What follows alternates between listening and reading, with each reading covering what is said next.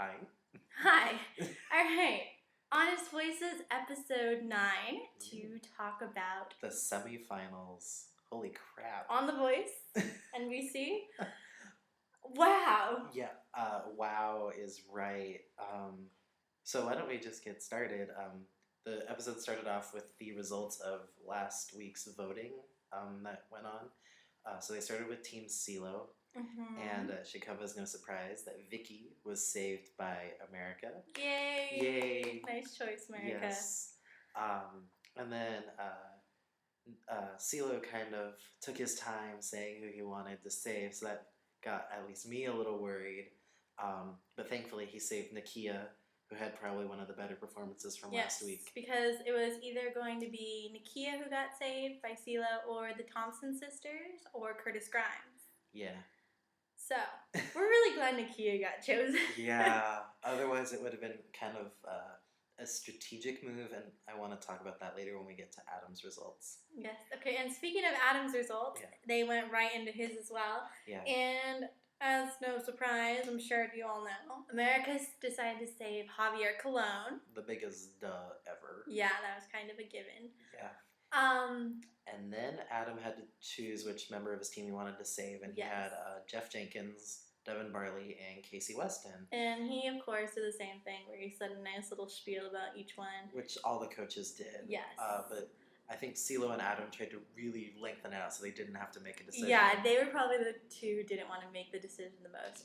But then Adam, when it came time to decision, he said that he came out thinking he wanted to keep Jeff Jenkins. Which I think most of the people who watched the show expected, because Jeff was such a front runner in the beginning. Yes, everybody was. I think a lot of people expected him, but for me personally, it was an up in the air decision. I think he could have gone either way.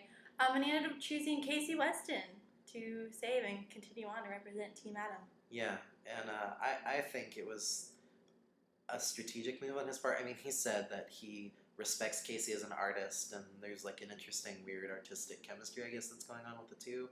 But it seems kind of like a move, and based off the song choice tonight, I think it was definitely a strategic move, so that Javier will advance into the final rounds. And we'll get to Casey's performance in a little bit. But yeah, then they went straight into performances, and they started off with a little trip to church. With Frenchie Davis from Team Christina performing Like a Prayer by Madonna. What do you think? I thought it was good. Actually, I was pleasantly surprised with Frenchie. I didn't know how she would handle the Madonna song. Mm-hmm. Especially such an iconic Madonna song. Yeah, it's really hard to do a song like that. But she did well, I thought.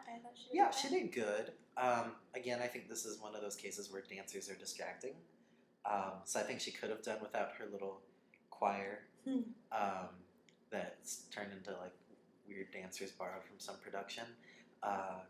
But it was a good performance overall. It was a good way to start the show. Yeah. Yeah.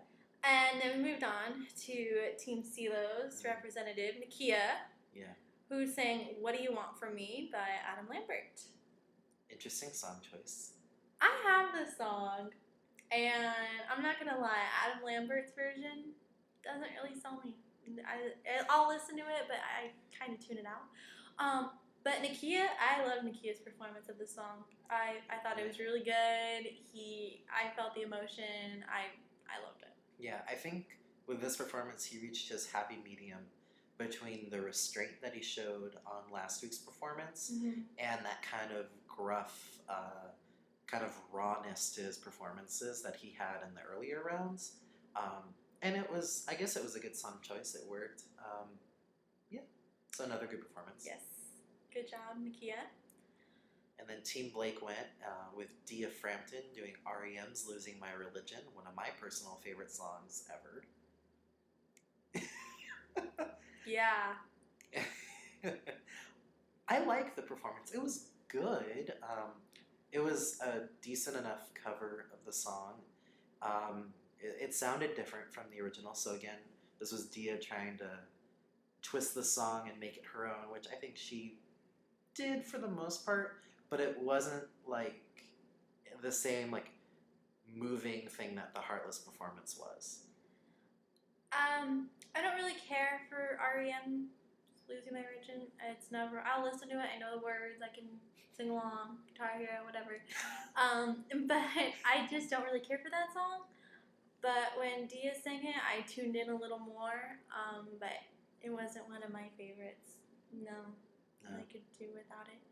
Yes. So moving on Yeah. to Team Adam, who put up Casey Weston to sing I Will Always Love You, which we have to point out was done first by Dolly Parton. Yes, and then was made big by Whitney Houston. Well, I think it was a big hit for Dolly too, but everyone remembers Yeah, the but, Whitney yeah. version. So I think this kind of screwed over Casey because Casey's kind of going in this country pop vein. I mean, she looked kind of like Taylor Swift on stage last night, a little bit. So I think they tried to make it definitely more the Dolly Parton version of the song instead of the big Whitney belting version because Casey could not handle that version. Adam told her not to do that. Thankfully, she didn't try. Otherwise, it would have been probably hard to watch. But it was decent, but I don't know if it's enough to get her to move on. And considering the extreme voting base that Javier has, I don't know, something seriously twisted would have to happen. I'm not gonna lie, I walked away during the performance. Okay. I left the room. So Javier for Team Adam. Okay, and now we move on to one of my personal favorite moments, if not my absolute favorite moment of the night on the show, where Maroon 5 came out and they debuted their song Moves Like Jagger. And of course, Christina Aguilera sang with them too. Thankfully, not for very long. Yes, just a little bit. It was mostly Maroon 5.